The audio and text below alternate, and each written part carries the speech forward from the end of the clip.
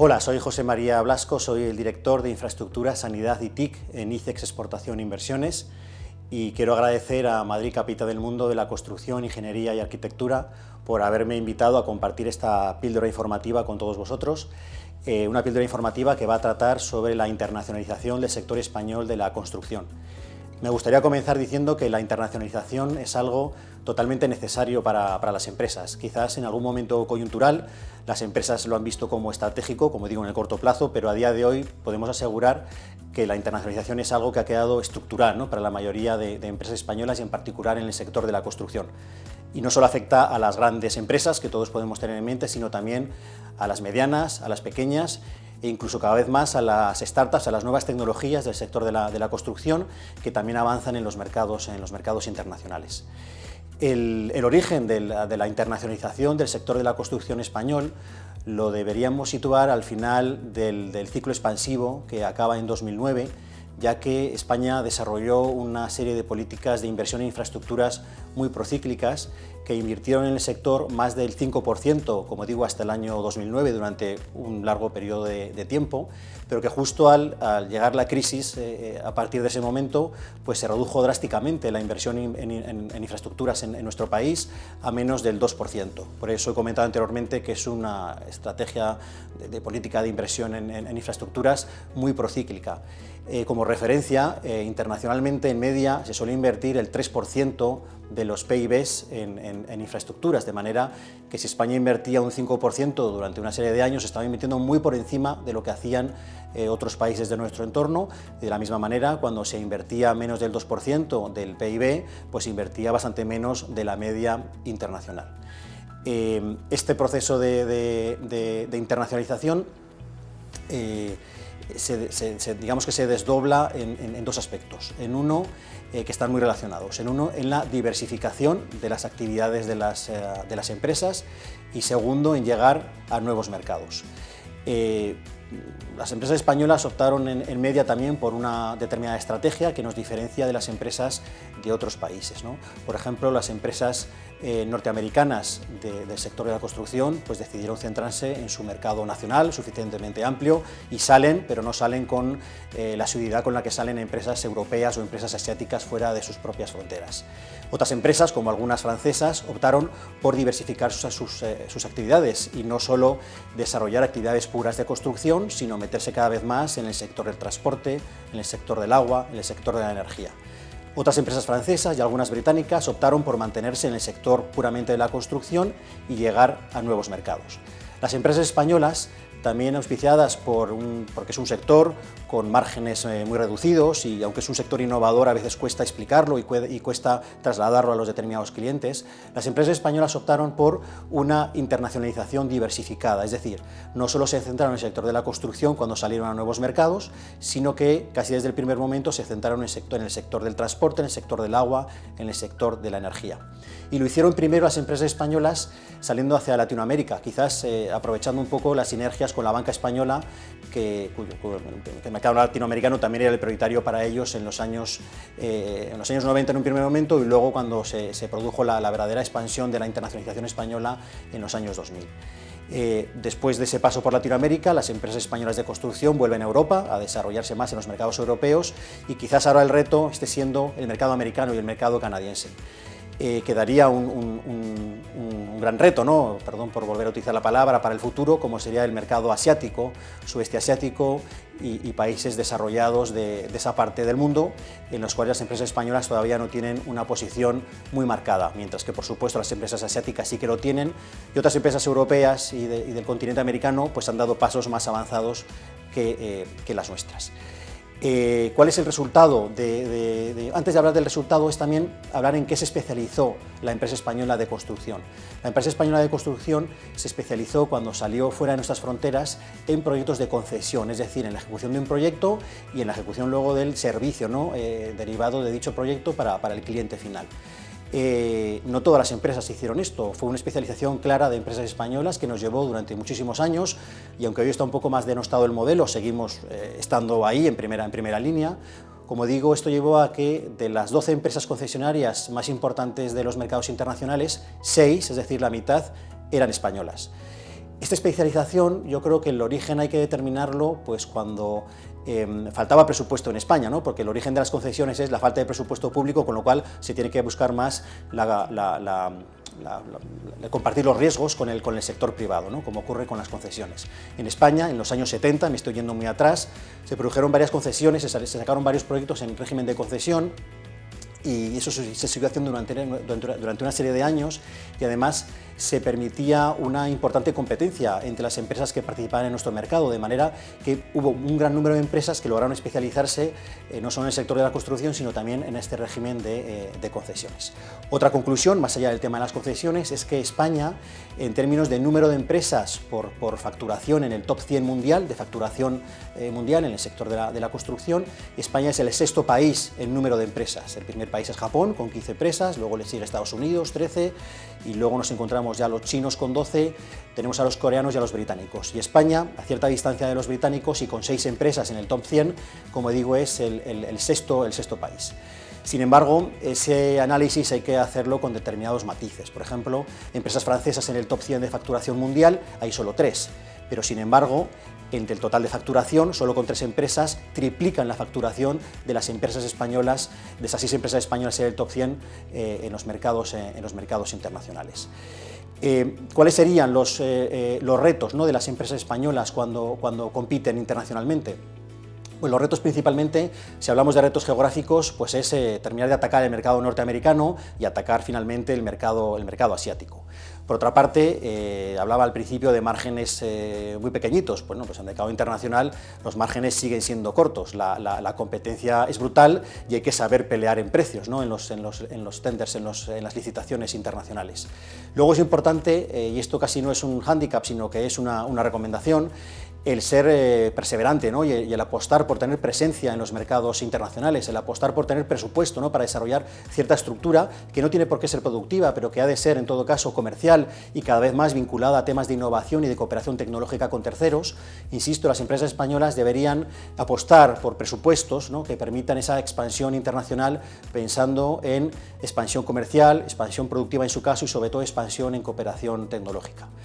Digo cooperación tecnológica porque al principio he comentado también que es un sector innovador, pero que a veces cuesta explicarlo. Y aún cuesta explicarlo más si eres español, porque en algunas zonas del mundo, insisto de nuevo, en el continente asiático, las referencias de las empresas españolas pues no son las mismas que hay en Latinoamérica o en Europa o las que estamos consiguiendo en Estados Unidos. Y hay que hacer especial incidencia en los aspectos innovadores y especialmente tecnológicos que nuestras empresas pueden aportar a los diferentes proyectos. Otro aspecto importante es la financiación. La financiación es importante no tanto porque no la haya, porque sí que la hay, ya que el problema, por decirlo de alguna manera, del sector internacional de infraestructuras es que hay financiación, pero no hay proyectos, en el sentido que no hay proyectos que se haya demostrado que sean financieramente viables o comercialmente viables y entre esa financiación que está disponible a financiar esos determinados proyectos.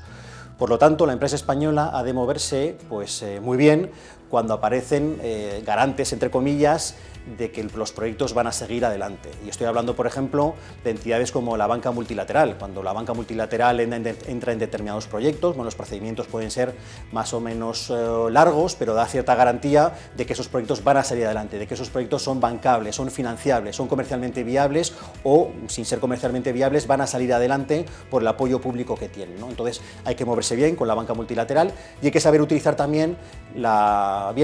financiación bilateral, cosa que franceses, alemanes, coreanos, japoneses, chinos saben hacer perfectamente. Yo creo que los españoles, en la medida de nuestras posibilidades, sabemos combinar de manera eficiente la propuesta económica y productiva, ¿no?, que en un determinado proyecto de infraestructuras, pero también creo que sabemos acompañar con las herramientas que tenemos, ya sea con